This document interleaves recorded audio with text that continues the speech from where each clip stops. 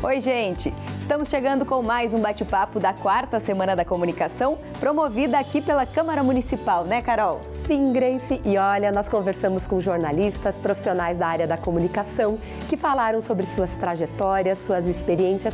Afinal, esse é o tema da Semana da Comunicação deste ano. E hoje a gente entrevista o jornalista Bruno Teixeira. O Bruno trabalha em São Paulo, na Rádio CBN, onde atua como produtor e coordenador de estúdio do Jornal da CBN. E o bacana, né, Grace, é que quando a gente conversa com um produtor, a gente tem a oportunidade de conhecer um pouco mais sobre os bastidores de um grande jornal do centro do país. E olha, é uma galera que está lá apurando, checando a informação para levar até a população. Então, bora assistir? Bora lá, gente!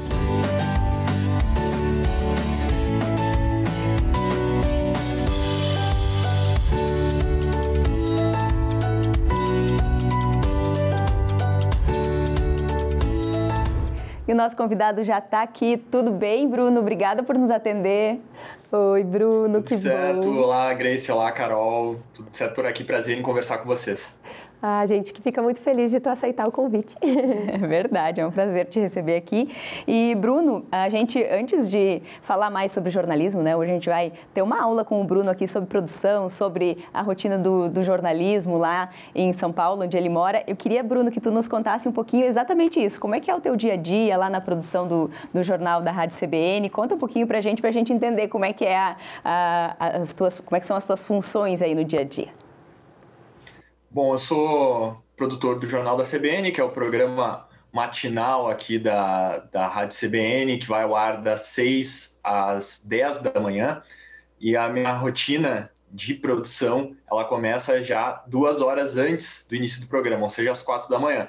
Esse é o horário que eu chego na redação, quando eu não chego um pouquinho antes, já para começar a preparar o programa. A produção do jornal, ela começa no dia anterior. Como vocês devem imaginar, tem um produtor durante o dia, que é o Renato Barcelos, que faz agendamento das entrevistas, que fica procurando pautas e deixando algumas coisas já preparadas para o dia seguinte. Quando eu chego às 4 da manhã, eu vejo se tem alguma entrevista fechada para o dia, porque nem sempre a gente consegue fechar uma entrevista de um tema que está mais quente para o dia, ou acontece da gente também pegar no dia aquela entrevista que parecia mais quente no dia anterior, no dia já surgiu alguma outra pauta mais importante, porque às vezes as coisas viram assim durante a madrugada, surge um fato novo, alguma coisa que mexe mais com o noticiário, a gente acaba tendo que mexer no jornal. Mas diariamente é isso, eu chego às 4, começo a ver reportagens que estão gravadas, os assuntos que estão rolando nos telejornais que estão começando naquele horário, às 4 da manhã, ou os assuntos que também estão nos portais, né, seja dos grandes jornais ou dos portais online, assim.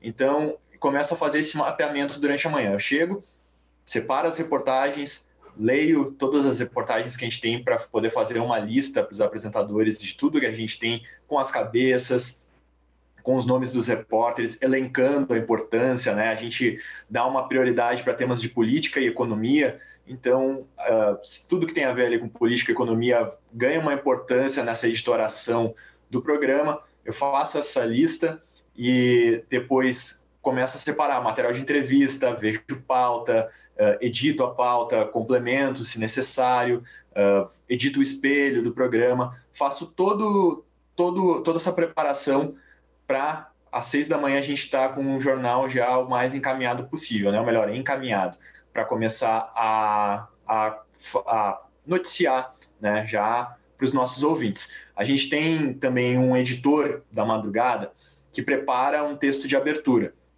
É um texto que vem geralmente com umas 5 ou 6 notícias, que os apresentadores vão lendo, né? São 2 apresentadores, o Milton Jung e a Cássia Godoy, que vão se alternando na leitura dessas notícias na escalada do jornal.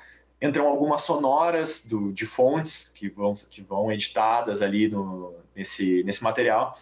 E então esse também é um passo que eu tenho que ficar bem atento nessa abertura que o editor manda e que eu leio, reviso, para a gente estar com esse material consolidado às 6 da manhã. Então eu separo reportagens, eu vejo o que está acontecendo nos portais, o que está sendo noticiado, e também reviso essa abertura para a gente poder entregar ela prontinha e bonitinha às 6 da manhã. E também faço uma entrada às 5h30 num programa anterior ao nosso, que é o Primeiras Notícias, para dar os destaques do dia do Jornal da CBN. Então, depois que eu fiz todo esse processo, eu separo os 3 principais assuntos, entro no programa anterior, anuncio o que vai acontecer, e aí às 6 da manhã a gente vai com tudo até às 10, trazendo essas notícias do dia. E só para a gente entender, Bruno, a estrutura do programa, vocês pensam, sempre tem um entrevistado, sempre tem reportagens, como é que vocês trabalham aí esse dinamismo? Sim, sempre tem um entrevistado, né? É claro que às vezes já aconteceu da gente ficar sem, algumas vezes aconteceu da gente ficar sem um entrevistado de um tema que era relevante no dia. E aí, quando isso acontece, também é trabalho do produtor de ficar o programa inteiro atrás de pessoas que possam falar sobre um determinado assunto, né? Porque muitas vezes... É uma entrevista longa, geralmente. É uma entrevista longa, de pelo menos 15 minutos. E alguns dias não tem como fugir de alguns temas e que não são simples de ter alguma fonte que seja relevante dentro daquele assunto. Eu vou dar um exemplo esta semana que nós estamos conversando. Ocorreu aquela operação da Polícia Federal em relação às fraudes em cartões de vacinação, que envolveu o ex-presidente Jair Bolsonaro. Então, para chegar numa entrevista sobre esse tema, além de, é claro, ouvir especialistas como juristas, a gente tem um time de comentaristas no programa que cumprem esse papel, mas para ter uma fonte mesmo da história, precisaria conversar com alguém da Polícia Federal ou com advogado do ex-presidente ou de alguém que estava envolvido ali na história, com os fatos acontecendo muito recentes. Então, às vezes, assim, nos casos muito extremos, a gente acaba ficando sem entrevista e aí tem que dar um jeito de cobrir isso com a reportagem, sempre com informação, né? Nunca fazendo o que a gente chama aí no sul de encher linguiça, né? Sempre com informação, sempre com coisa útil e relevante. Mas acontece mesmo. E aí é aquela coisa do produtor pegar o telefone e passar a agenda, WhatsApp e ficar o programa inteiro ligando para as pessoas e tentando convencer uma fonte a entrar no ar. O sufoco é contigo mesmo, é o produtor que tem que resolver esse pepino. O produtor tem que resolver. Mas geralmente a gente tem já uma entrevista pré-agendada e aí a gente abre o programa com essas leituras dos apresentadores, depois vem matérias, alguns colunistas, né, comentaristas do programa. A gente tem, por exemplo, a Miriam Leitão, que fala diariamente sobre economia. Tem alguns comentaristas que participam uma vez por semana, como, por exemplo, o André Sadi, fala sobre política às sextas-feiras. Então, a gente tem uma gama de comentaristas que está ali no programa em determinados horários fixos, né, que são quadros, eles têm quadros no programa. Mas, então, a gente vai colocando reportagens, comentaristas e entrevistas em determinados momentos do jornal. E então já tem uma entrevista que o produtor da tarde fica durante tarde e noite tentando marcar alguma coisa. E aí, às vezes, quando ele não consegue, ou ele consegue e a gente acha que é necessário uma outra entrevista, aí eu vou a campo, né? Vou à luta durante o programa mesmo, com o programa rolando. Sim. Bruno, é importante destacar, né? Você está falando das 6 horas até as 10, são 4 horas ao vivo. É um tempo significativo aí para se sustentar no ar, que a gente fala, né? Tem que ter bastante realmente conteúdo. Eu não sei se vocês entram com repórteres de outros lugares. Sim, tem esse fato, assim, né? Que é um programa nacional e a gente trabalha em rede, né? Então, boa parte do programa, ela é nacional, e aí quando a gente sai para o intervalo aqui em São Paulo, a gente não sai bem para o intervalo. O que acontece? Nosso intervalo é o momento dos blocos locais, né, das praças. Então, assim, fazendo uma comparação, é como se a gente, quando a Globo sai, a RBS entra com um jornal local. Então, todo o intervalo, assim, que são janelas de 5 ou 10 minutos, dependendo da faixa horária do programa, entra um bloco local. Só que o que acontece? O bloco local de São Paulo é feito por nós. Então, a gente fica realmente 4 horas no ar, assim, porque quando a gente não está no ar para o Brasil inteiro, a gente está no ar para São Paulo. Então, e tem isso, a gente tem repórter ao vivo, tanto aqui de São Paulo quanto de fora, E além de ter assim, já as matérias que o pessoal das praças manda para a gente, eu faço esse trabalho também de ficar mapeando o que está acontecendo no país para ir atrás de boletim com as reportagens das outras praças. Então, poucos dias teve um desabamento de um prédio em Olinda. E aí, já cedo, eu estava ligando para os colegas de Recife para conseguir um repórter para entrar com a gente desde cedo fazendo atualizações. Então, esse é um processo bem intenso nessas 4 horas de buscar repórteres, de buscar conteúdo ao vivo para a gente ir colocando no jornal e trazendo informação também que não fique repetitiva, informação nova, né? O tempo todo para os ouvintes. E como a emissora pertence, então, ao Grupo Globo, vocês têm toda essa estrutura aí, tu citou também a Miriam Leitão, a Andréa Sadi, vocês podem usar disso desses profissionais também? Sim. Essa é um ponto forte, né? Porque é a estrutura muito parecida com o que é da TV, só que no rádio, né? De uma cabeça de rede das praças e afiliadas. E também com esses grandes profissionais, né? Juntos aí à disposição do jornal. Nem todos os comentaristas que a gente vê na TV, eles participam da rádio, mas nós temos vários, assim, que são comentaristas da CBN, que são comentaristas do programa. Então, faz parte, assim, tem essa ligação com a TV, com a Rede Globo, por fazer parte do grupo, né? Tem uma força mesmo. Bruno, você está nos contando um pouquinho desses bastidores, que é muito bom até para quem não sabe como funciona, né, toda essa dinâmica. Mas a gente também queria saber quem é esse Bruno que está aí em São Paulo, mas que já trabalhou aqui no Rio Grande do Sul, inclusive é gaúcho, passou pelo grupo RBS na Rádio Gaúcha. A gente queria saber um pouquinho mais da tua trajetória. Claro. Eu sou natural de Porto Alegre, minha família é gaúcha, sou um guri aí de Porto Alegre que, assim, tem uma relação muito próxima com o rádio que veio dos meus pais, que são grandes ouvintes, assim, de pegar aí aquelas pessoas que dormem com radinho de pilha e acordam cedo já ouvindo muito rádio. E assim se criou minha relação com o rádio, desde cedo, assim, de ouvinte de rádio de jornalismo. E aí esse interesse ele foi se desenvolvendo durante a vida, assim, na adolescência. Eu tive minha primeira experiência com rádio na rádio comunitária do bairro onde eu vivia, em Porto Alegre, no Belém Velho. Eu participava de grupo de jovens da igreja, e a igreja tinha um espaço na rádio, e aí eu fui fazer um programa na rádio comunitária. Ali foi minha primeira experiência, assim, com rádio, né? Uma coisa para o bairro, assim, comunicava. E aí, durante a faculdade, quando eu entrei na URGS, em 2012, eu entrei com o interesse de fazer TV. Mas aí, com o decorrer da faculdade e as aulas de rádio, não teve como escapar, porque era realmente uma paixão, assim. Então, eu fui tentando entrar, consegui estágio em veículo, e aí fui até que no último ano da graduação, eu entrei na Rádio Gaúcha. E aí lá, eu comecei como produtor, estagiário, né? Estagiário da produção. Era assistente no Timeline e no Atualidade. E aí ali foi uma grande escola, né? Eu fiquei quase 5 anos na Gaúcha. Um ano como estagiário e outros 4 e alguma coisa como produtor e repórter também. Fiz um tempo de reportagem, mas fiz mais tempo de produção.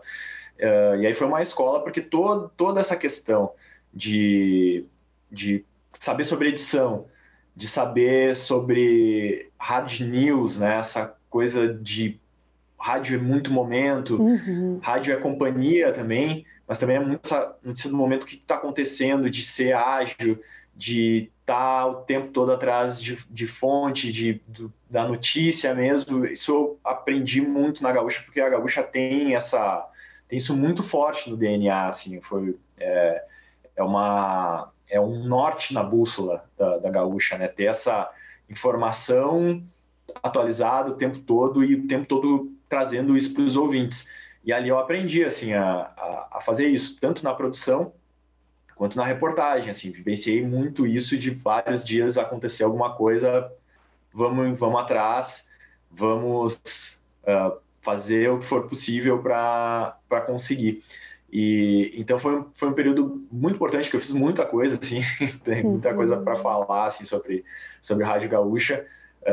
E também nesse período eu tive minha primeira relação com a CBN, que foi com a CBN Porto Alegre, que existe ali dentro da RBS, em função do contrato, né, da RBS com a Globo. E lá também fiz produção e, inclusive, fui apresentador do CBN Porto Alegre, que foi uma experiência muito rica de desenvolvimento profissional, e que também hoje é curiosa porque eu vivi o outro lado do que eu vivo hoje, né? Porque hoje eu estou ali na coordenação de um programa, do principal programa da rádio, na cabeça de rede, né? E eu tenho essa relação de pedir as coisas para as afiliadas, de controlar os horários que vão e os conteúdos locais. E antigamente eu estava do outro lado, né? Tava numa praça só ouvindo o programa daqui de São Paulo, né? E é claro que esse período me despertou muito desejo de vir para cá também, né? E essa relação começou nesse tempo de RBS. E trabalhou com profissionais renomados aqui do estado, né, Bruno? Ah, sim. Muito, muito, muito. Trabalhei com Escola, com a Rosane, com a Kelly, Davi, Potter, Macedo, principalmente. O Gaúcha Hoje, a primeira vez que eu dei um boletim no Gaúcha Hoje foi algo muito especial, assim, porque muitas vezes eu fui para a escola ouvindo Macedo, ouvindo Escola também, e a Gaúcha tem esse sentimento comunitário muito forte, né, dessa marca, assim, dos gaúchos se identificarem, dessa coisa muito próxima. E foi um momento muito especial mesmo, assim, quando eu fui para a Gaúcha e comecei a entrar no ar, a participar dos programas, ter meu nome citado nos programas, ou como produtor, ou como repórter, e de família, amigos falarem, te ouvi na Gaúcha, e principalmente, como vocês disseram, assim, de trabalhar com pessoas que eram referências, né? Referências para mim, assim, no rádio, no jornalismo, de estar ali junto com essas pessoas. O primeiro contato, assim, foi muito especial, porque é isso, assim, um dia tu é ouvinte, no outro tu é colega, né? E até virar a chave, assim, é uma coisa engraçada até, assim. Mas foram, sem dúvida, assim, grandes pessoas, assim, me ensinaram muito. Sara Bodovski, Andressa Xavier, foram pessoas especiais nessa caminhada, assim, na Gaúcha, poder trabalhar com pessoas tão importantes aí na comunicação e, enfim, gabaritadas e com grandes histórias, né, no meio. E também poder produzir coisas bacanas, né, Bruno? Como tu teve aqui a criação de um podcast chamado Coisa de Preto, né, que inclusive foi premiado. Queria que tu nos contasse um pouquinho como é que era a dinâmica desse podcast. Sim, em 2019, a Gaúcha ela já havia integrado a redação com a Zero Hora, né? Tinha mais ou menos 2 anos.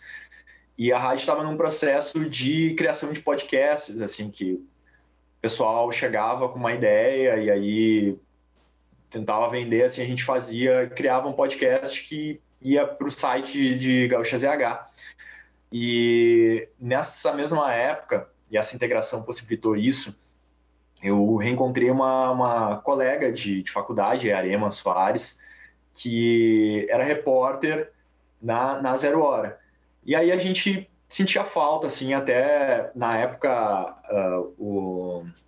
haviam grupos de afinidade na RBS, assim, de grupos de diversos, né? Havia um grupo de mulheres, um grupo de profissionais negros, um grupo de profissionais LGBTs, e dentro da demanda do grupo afro, né, que era o grupo de pessoas negras, dentro das discussões, assim, desse grupo, muitas pessoas começaram a falar que sentiam falta de algumas pautas e presença de profissionais negros em conteúdos da empresa, assim. Porque muitas vezes a gente acaba não notando, assim, o quanto se repetem algumas fontes, seja nos jornais, entrevistas. A gente sempre tem especialistas, no geral, homens e brancos, né?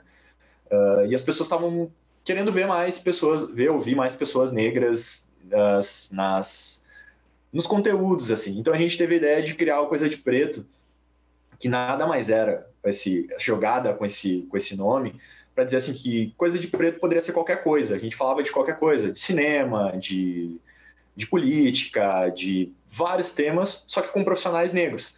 Essa era a ideia, né? Então a gente realizava entrevistas, chamava uma profissional de alguma área e falava sobre a área daquela pessoa, assim. E é claro que a gente tocava em temas sensíveis à população negra, mas a ideia era essa, assim, era mostrar que havia profissionais negros em áreas que nem sempre essas pessoas são imaginadas, né? É isso, assim, uma diretora de cinema, enfim, outras, a área da saúde, né? Um médico, alguma coisa assim. Era trazer essas pessoas para dentro, assim, de conteúdos da empresa e mostrar isso, assim. Então essa foi a ideia do podcast. Ele foi premiado no Prêmio de Direitos Humanos em Porto Alegre, que é promovido pelo Movimento de Direitos Humanos, com um episódio que a gente fez sobre sistema carcerário, uma entrevista com o grupo de rap 509E. Mas, assim, foram 8 episódios. Depois ele acabou, assim como os outros podcasts, quando acabaram as temporadas, eles poderiam ser renovados, aí veio 2020, com pandemia e tudo mais, acabou que os podcasts naquela época não continuaram, né? Hoje existem outros produtos de podcast novamente em GZH, mas ele acabou tendo 8 episódios, assim, mas foi uma experiência muito rica, muito importante, porque inclusive ali também aconteceu uma coisa que foi muito boa, assim, que foi eu poder colocar, inclusive, também o meu rosto num projeto, porque também há um imaginário, principalmente quando a gente fala em rádio, de quem está falando no rádio, né? Certa vez, quando eu estava na CBN, uma ouvinte ligou, quando eu estava na CBN em Porto Alegre, apresentando a CBN em Porto Alegre, uma ouvinte ligou, meio brava e tal, por causa de uma entrevista, e começou a falar comigo, conversar comigo, e ela pensava que eu era branco. E aquilo ali me despertou algo que é isso, né? O imaginário das pessoas, assim, né? Qual é o imaginário de um jornalista também, né? Então ali eu pude colocar meu rosto e mostrar quem eu sou, assim, também, né? Então foi muito importante profissionalmente, como uma vivência pessoal também, e eu acho que foi um conteúdo importante também para a empresa, nesse sentido da gente fazer uma coisa que hoje em dia a gente tem, de 2020, diante de ter uma virada muito grande de podcast. Assim, em 2019 isso ainda estava crescendo. E na época ainda não era tão comum também ter podcasts sobre esses temas voltados à negritude, ou entrevistando profissionais negros sobre diversos temas. Já tinha, mas ainda eram poucos, assim. Hoje a gente tem muito mais. Então acho que é uma coisa que me deixa bem feliz, assim mesmo, não tendo tido uma duração tão longa, mas foi uma experiência, assim, do qual me orgulho muito de ter feito esse podcast e ter podido construir esse programa lá dentro, assim, de uma empresa tão grande quanto é a RBS. Ai, muito legal, Bruno. E que bom que tem vários, né? Você falou, hoje tem muito mais podcasts que falam da negritude, que bom que tem, né? E importante também quando você falava do rosto, que daí inspira principalmente a gurizada negra, que ali também é um lugar deles, né? Isso é bem bacana. Exatamente. Bruno, deixa eu só comentar uma coisa, que voltando para a questão do jornal da CBN, você falava da questão da política, né, que é um setor que vocês cobrem muito, e aí eu queria saber um pouco como é que é produzir e checar a pauta, fazer a produção de um tema que envolve a política com tantas fake news e com tanta polarização. Sim. É difícil, assim, principalmente o ano passado, que foi o ano da eleição, foi um ano bem complicado nesse sentido, né? Quando a gente monta a pauta e pega todo um material, assim, né, faz um conjunto de materiais para poder trazer para os apresentadores ali se embasarem, estudarem, né, também, ou acrescentarem aquilo pro conhecimento que eles têm na hora de fazer uma entrevista, a gente busca sempre estar buscando conteúdo dentro, é claro, das nossas apurações ali, da nossa reportagem, ou de veículos que a gente confia, né? De grandes veículos, de lugares que a gente sabe que tem uma checagem mais responsável para a gente poder agregar, assim, porque é isso, né? Nem sempre a informação que a gente tem, nem sempre a gente tem a informação que um outro jornal noticiou, né? Então a gente tenta trazer aquilo, checar e ver como a gente pode encaixar até na hora de perguntar para a fonte, né? A gente tenta também, quando possível, e hoje em dia isso está cada vez mais difícil, assim, de tentar também fazer uma checagem prévia antes de ter as entrevistas. Isso até em relação à própria fonte mesmo, assim, às vezes eu pesquiso um pouco sobre a pessoa e sobre algumas coisas que ela, enfim, que ela tá, ou que ela já disse, ou que ela está envolvida, para a gente não vá perguntar algo ou vai evitar de falar com a pessoa, assim, mas, porque às vezes a gente tem que cuidar justamente dessa questão da desinformação, né? Já aconteceu muito da gente ouvir político que ia para o ar enfim, para trazer desinformação sobre vacina ou sobre outras questões, assim, ou espalhar fake news sobre determinado assunto. Então, é até uma forma, assim, de a gente colocar, assim, fazer uma pesquisa, checar e colocar, ó, essa pessoa já espalhou uma notícia falsa sobre isso, ela já tomou tais e tais atitudes em relação a isso. Não é uma coisa que vai impedir a gente de falar com alguém, mas a gente está também preparado para saber, né, para ter uma noção, assim, do que a gente pode ter num momento ali que pode gerar uma desinformação. Então, isso é um cuidado que tem que ter, assim, que a gente procura ter na hora de montar as pautas com políticos de qualquer lado ideológico, assim, né, mas tomar esse cuidado para não desinformar e, se vier uma informação, os apresentadores poderem corrigir, rebater, fazer esse trabalho no ar mesmo, né? Uhum. É algo que vocês têm que estar muito atentos aí, né? Exatamente. Uhum. Bruno, eu queria também que tu nos contasse um pouquinho como é que é o contato lá na Rádio CBN com o público. A gente viu ali que vocês também têm essa coisa de disponibilizar no YouTube, né? Enquanto está fazendo a transmissão na rádio, também tem os apresentadores lá online para as pessoas que acompanham pela internet. Essa né, uma grande tendência do rádio. Como é que é essa dinâmica aí de vocês? A gente tem o WhatsApp, que acho que é o canal de comunicação mais forte, assim como era no Rio Grande do Sul, é aqui também. Os ouvintes, acaba que ouvintes de todo o país mandam mensagem para o WhatsApp de São Paulo, né? Porque as outras praças também têm seus canais, mas o pessoal está ouvindo o programa da rede, está ouvindo o jornal, manda para o WhatsApp de São Paulo. Esse é o canal mais próximo. A gente tem o YouTube também, que eu acho que é o segundo mais forte. Inclusive tem da participação pelo e-mail, do Fale com o Âncora, que as pessoas mandam e-mails ainda para os âncoras. Então, tem... E as outras redes sociais, como no caso o jornal tem Facebook, né? Mas ali a participação é um pouco menor. Eu diria que, assim, o maior seria pelo WhatsApp, depois o YouTube e alguma coisa do e-mail ainda, assim, que é bem curioso. E aí, a partir dali, a gente busca fazer essa interação.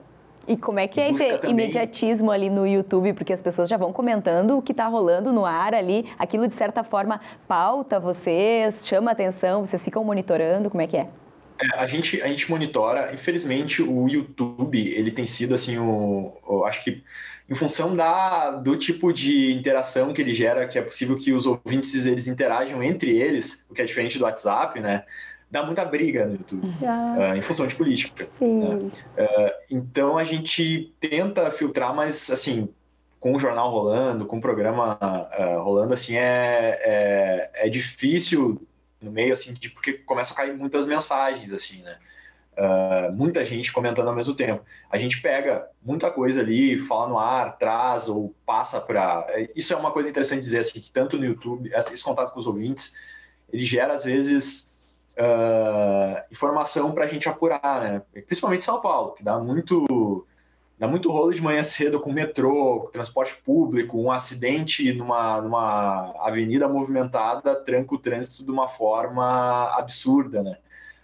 Uma linha de trem ou do metrô atrasar ou parar, então, assim, gera um caos que é surreal, assim, que é uma coisa que eu demorei, não sei se eu estou acostumado ainda nesses 2 anos que eu estou aqui. Então, essa interação com os ouvintes, ela é importante nisso, assim, porque cedo, assim, as pessoas já estão avisando, né? Tanto no YouTube, WhatsApp, assim, principalmente, tipo, ó, linha 5 do metrô de São Paulo tá parada, ou tá atrasada. Aí a gente já pega aquela mensagem, manda para um repórter e vamos atrás, já para estar noticiando. Eles mandam áudio, né? A gente pede para mandarem áudio falando dos problemas, a gente roda no programa. Então, essa interatividade, ela funciona bem nesse sentido, assim, aqui, principalmente com São Paulo, mas com o resto do Brasil também, e tem um engajamento grande dos ouvintes com assuntos do programa mesmo, assim, algum assunto curioso, ou alguma brincadeira com os âncoras, de algum tema que a gente tratou no dia, assim. Então, é bem bacana nesse sentido, assim, e tem esse lado que eu trouxe, assim, que eu acho um lado negativo, que é muita briga, principalmente no YouTube. O YouTube também é um lugar que, assim, há muita mensagem de ódio também, né, contra jornalista, contra quem está apresentando e tal, assim, tem esse lado, a gente não pode negar, mas tem esse lado legal, assim, que influencia muito no andamento do programa, assim, que é de informação enviada pelos ouvintes e que a gente checa e coloca no ar, assim. Legal. Bruno, o nosso tempo está quase terminando, mas a gente gostaria muito que você deixasse um recado aí para a gurizada da comunicação, né? Porque às vezes a gente sabe que o jornalismo já passou por várias crises, inclusive dos próprios profissionais repensarem às vezes se é esse o caminho mesmo, né? A gente gostaria que você fizesse uma mensagem aí para a gurizada que escolheu fazer jornalismo, que escolheu entrar na área da comunicação como um todo. Até uma dica também em relação a esse caminho aí do rádio também, né? Bom, o jornalismo, como vocês disseram, né, a gente vive essa questão de uma crise de modelo de negócio, crise nas redações. Isso, quando eu entrei na faculdade, já existia e está de uma outra forma, continua existindo. A mensagem que eu gostaria de deixar, que eu vou deixar, é que, assim, tem vontade, tem o desejo, tem o sonho de estar numa redação, de viver isso, experimenta, vá, tenta, vivencie isso, e mesmo com todas essas questões que estão aí, de crise, de várias situações assim, de ambientes assim que a gente sabe que o jornalista trabalha muito, trabalha fim de semana, né, faz plantão, tem muita exaustão, mas também tem momentos muito gratificantes e muito, assim, que nos empolgam muito para quem gosta, né, de jornalismo, de notícia, de estar envolvido nesse todo esse sistema. Então, o que eu diria é para vivenciem, né, experimentem a possibilidade. E é apaixonante. Eu não nego que também há, né, como tudo, há os lados, as estradas mais difíceis, não é um caminho fácil. Eu acho que isso é importante ser dito, mas é uma profissão apaixonante e eu digo assim, experimentem, né? Vivenciem, e aí vocês vão poder dizer assim, o que vai ser, né? Qual o caminho que vocês vão poder escolher, mas vivenciem, porque é uma profissão muito legal. Eu acho que assim, quem trabalha com comunicação, quem está no jornalismo, precisa ter essa vivência de redação, de hard news, do dia a dia, porque ela nos possibilita ver diversos mundos, né? A gente conhece com a reportagem, ou mesmo com a produção, vivenciar diversas situações, então vivenciem isso. O que o Bruno falou tem muito a ver com o tema da nossa Semana da Comunicação, né? Experiências que nos constituem. É muito isso para o jornalista, né? Ai, Bruno, muito obrigada que você topou em participar aqui com a gente. A gente aprendeu muito contigo, essa troca foi bem legal.